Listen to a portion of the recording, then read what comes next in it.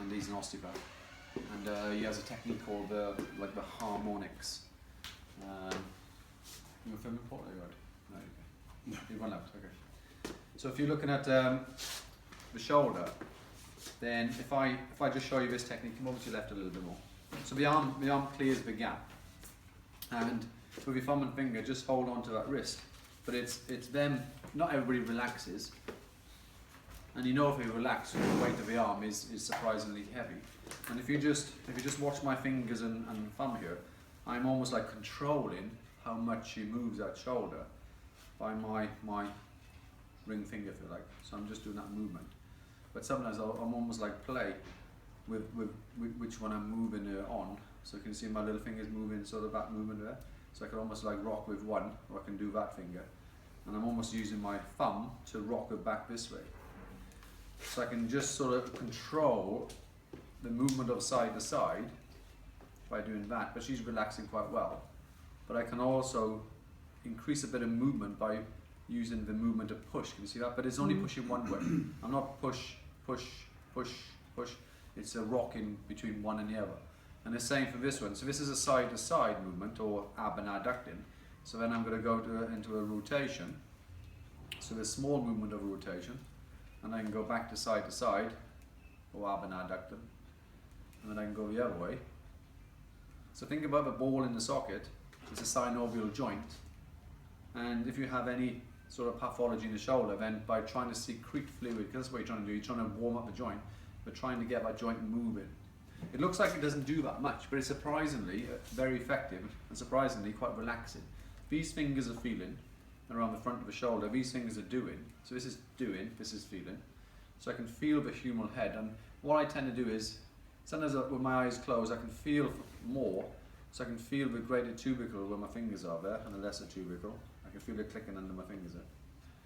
And I can go side to side, and I can go one way, and I can go the other way, and then let go. So it's hard for them to relax sometimes. And then I might increase the size of the circle. It's almost like if you're stirring egg whites. Not what I do very often.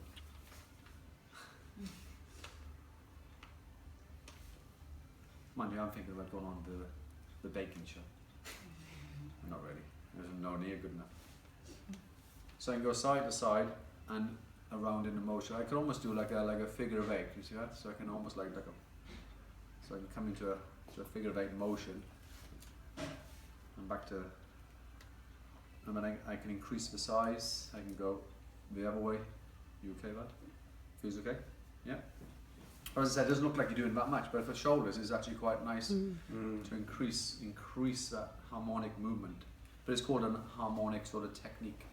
I'm not really sure where else Liederman showed me, but I think he showed me these many years ago, and I quite like them when I use them for that sort of shoulder.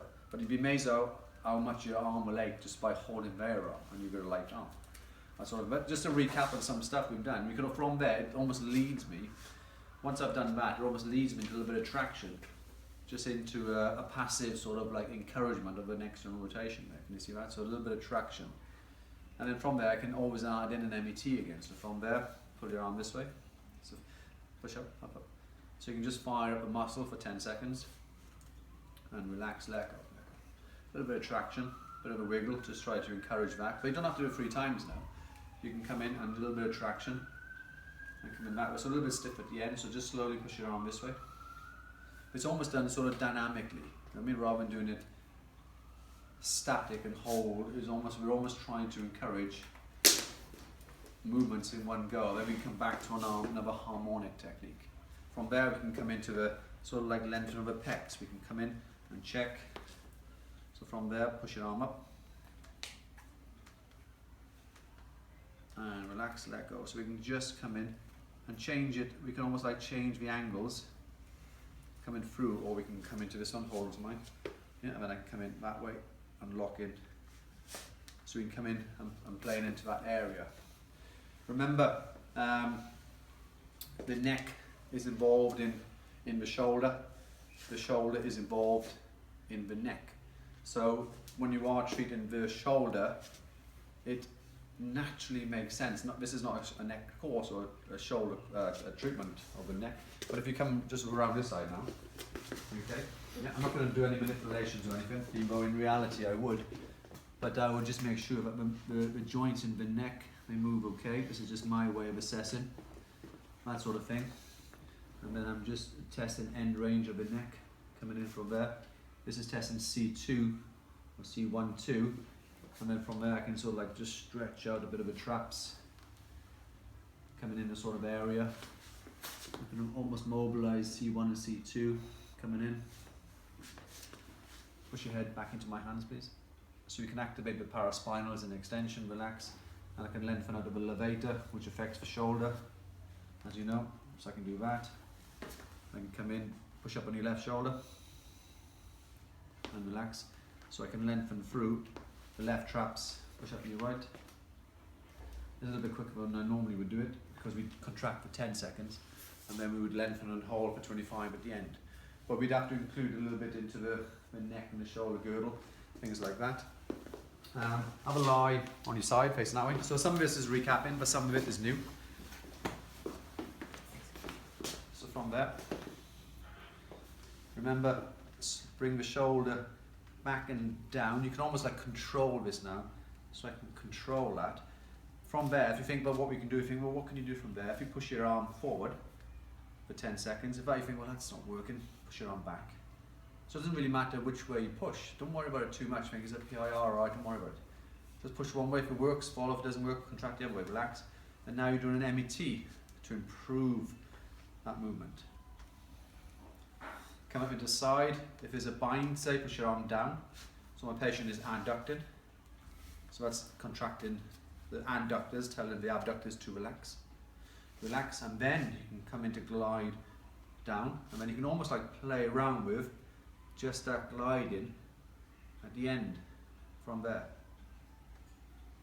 From that one, hold your arm in that position, hold it, slowly lift over, and I can bring the arm right over. So now we're working the scapula, but remember we're working the AC joint and the SC joint. From a nice little click towards the end. We can, if you're trained, find the infraspinatus. We can almost like lock in. Excuse me doing this, I can lock in and then I can work. So that'll be a passive release technique. So I can lock, excuse my pressure, you right? Mm-hmm. So I can lock in there, whereas you hold your arm, hold it. If I locked in with both arms and reach forward, this would be like an active release technique. You can't really call it that unless you trained under the school of ART, Michael Leafy's course on there, but you can call it like a soft tissue release, an STR technique. You can lock in. James Earls, Myers would call it structural integration techniques, or Wolfing, that sort of stuff.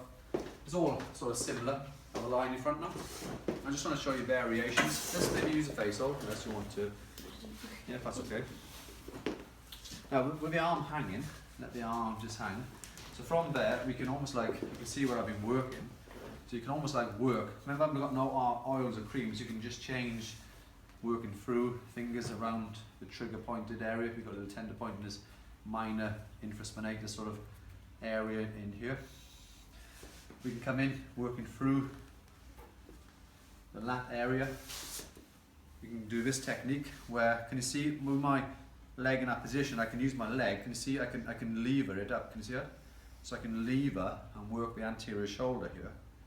And I can cradle and mobilize the whole scapula from there. I can mobilize the soft tissues. Remember, I've got no oils or creams.